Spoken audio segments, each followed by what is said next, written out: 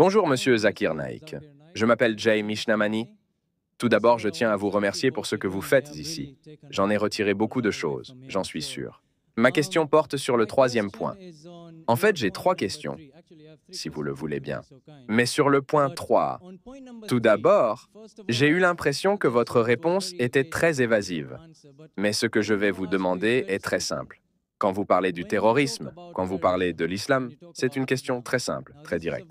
J'espère obtenir une réponse directe. Avec ce qui se passe au Pakistan, en Irak, en Afghanistan, pour n'en citer que quelques-uns. Je ne fais pas de stéréotypes. J'espère que je n'offense personne, mais quand vous entendez aux informations qu'une femme prépare à manger pour ses enfants et qu'un kamikaze vient les tuer, je veux vous poser une question simple. Qu'est-ce que c'est? Est-ce l'islam ou des gens qui ne comprennent pas ce qu'est l'islam et qui ont leur propre perception de l'islam? Permettez-moi de vous poser une autre question. Pouvez-vous me donner une réponse qui ne soit pas celle de la Première Guerre mondiale? Il y a eu plus de morts, ou c'est de la propagande, et ce sont des Américains qui tuent des gens et... Laissez-moi faire les commentaires. Quand je répondrai à votre question, vous ferez les commentaires. Le frère pose la question suivante. Des années durant, en Afghanistan, au Pakistan, une femme qui prépare à manger est victime d'un attentat suicide qui la fait exploser et la tue. En ce qui concerne l'islam, ce que les médias disent, oubliez-le. Je vais vous donner les règles de l'islam. Que ce que disent les médias soit vrai ou faux. Le Coran dit dans Sourate Maïda, chapitre 5, verset 32. Si quelqu'un tue un autre être humain, que ce soit pour meurtre ou pour avoir répandu la corruption dans le pays, c'est comme s'il avait tué toute l'humanité. Quiconque tue un autre être humain, qu'il soit musulman ou non musulman, à moins qu'il ne s'agisse d'un meurtre ou de la propagation de la corruption dans le pays, c'est comme si elle avait tué toute l'humanité, et si un être humain sauve d'autres êtres humains, c'est comme s'il avait sauvé l'humanité.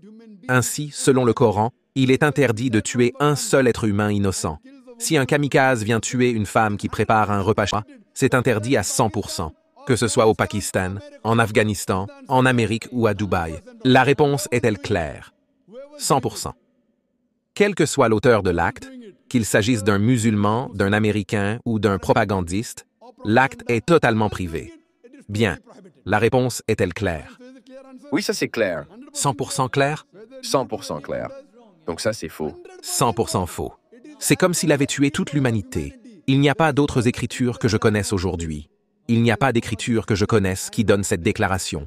Que si vous tuez un être humain, c'est comme si vous avez tué toute l'humanité, à l'exception du Coran. Il n'y a pas d'écriture que nous connaissions. Nous disons que si nous sauvons un homme, nous avons sauvé toute l'humanité. Parfait. Maintenant, je peux vous demander quelque chose? Vous m'avez dit que c'était faux, n'est-ce pas? 100% faux. D'accord, d'accord. Maintenant, pourquoi êtes-vous ici? De mon point de vue, tous ces gens sont innocents et aimants. Pourquoi cette convention n'a-t-elle pas lieu quelque part, comme en Afghanistan ou au Pakistan, pour essayer d'enseigner aux gens que ce qu'ils font n'est pas de l'islam, que c'est juste un lavage de cerveau, et qu'ils iront en enfer et non au paradis, pour avoir tué des innocents, pour les attentats du 11 septembre, pour les attentats de Londres, où des innocents sont morts. Si je ne vous aime pas et que je vous tue, c'est plus justifié que si je n'aime pas quelqu'un. Si je n'aime pas les Juifs et que je tue des Américains innocents avec leurs familles. Pourquoi n'allez-vous pas éduquer ces gens et avoir une meilleure cause, plutôt que de convertir 4 ou 5 personnes ici et de sauver des milliers de vies? Le frère a posé une très bonne question. Il m'a demandé pourquoi je n'allais pas au Pakistan, en Afghanistan, pour diffuser ce message et prévenir ses frères. J'y vais tous les jours. Même en ce moment, je suis sur le satellite. Nous avons une télévision de la paix qui touche 100 millions de personnes. Ça, c'est combien? L'audience ici est de 20 à 30 000 personnes, pas plus. Vous voyez l'enregistrement. Pourquoi enregistre-t-il pour que je puisse aller au Pakistan? Je peux aller en Afghanistan, je peux même aller en Amérique et mes conférences sur les djihad et le terrorisme ont une audience maximale. Il y a plus de 100 millions de personnes et c'est destiné au monde entier. Je vous donne un grand enregistrement de ma télédiffusion, mais je ne peux forcer personne à accepter mon message. Suis-je en train de vous forcer? Est-ce que je vous force à accepter ma mission? Non, non, pas du tout. Comment puis-je forcer le peuple pakistanais? Comment puis-je forcer le peuple afghan, en même temps que je dis aux innocents qui sont tués que je suis d'accord avec vous? Quels sont les chiffres? Vous avez dit que 4 à 5 personnes se convertissaient ici. C'est mieux que de dire cela. Mon travail consiste à transmettre le message. Nous ne pouvons pas convertir les cœurs. Allah a dit au prophète, « Tu n'es pas le gestionnaire des affaires. C'est Allah qui donne la hidayah. » Je peux parler, je ne peux pas convertir. C'est Dieu Tout-Puissant qui convertit. Je peux parler, qu'ils comprennent ou non au Pakistan. C'est Dieu Tout-Puissant. Pour en venir à votre question de base, vous devriez voir ma cassette. Le terrorisme est-il le monopole des musulmans? Le terrorisme est-il le monopole des musulmans? Si vous voyez cette cassette, votre esprit, votre vision du terrorisme s'améliorera. Le temps ne me permet pas de refaire une conférence ici, et je vais vous le dire avec certitude. Selon moi, les terroristes sont surtout les politiciens. Ce sont eux qui créent cela. Vous allez n'importe où. Vous savez, en Inde, tous les attentats qui ont eu lieu, indirectement ou directement, c'est à cause des politiciens. La mosquée de Babri. Pourquoi la mosquée de Babri a été détruite? À cause des politiciens. Le Gujarat, les politiciens. Que s'est-il passé le 11 septembre? Tu vois, c'était un coup monté de l'intérieur. Selon 72 scientifiques américains, le 11 septembre ne peut pas être le fait de 19 Arabes. C'est impossible.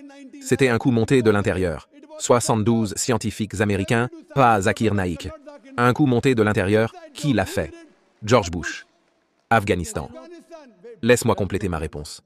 Afghanistan, des milliers de personnes tuées. Ils envoient des bombes à fragmentation, couvertes là-bas, des milliers de personnes. Vous parlez d'attentats suicides, c'est haram. Je ne l'approuve pas, je le condamne. Mais ce qu'il faut surtout condamner, c'est l'envoi par les Américains de combattants en Afghanistan, qui tuent des milliers de personnes en Irak. Saddam Hussein. Je ne suis pas un partisan de Saddam Hussein. Il a commis des erreurs. Les Irakiens en avaient assez de Saddam Hussein. Mais après l'arrivée des Américains, ils en ont plus assez des Américains que de Saddam. Ce n'est pas parce que Saddam Hussein était mauvais que cela justifie que l'Amérique vienne prendre le contrôle de l'Irak. Pourquoi le font-ils? Pour l'argent, pour le pétrole. Quel est l'intérêt principal?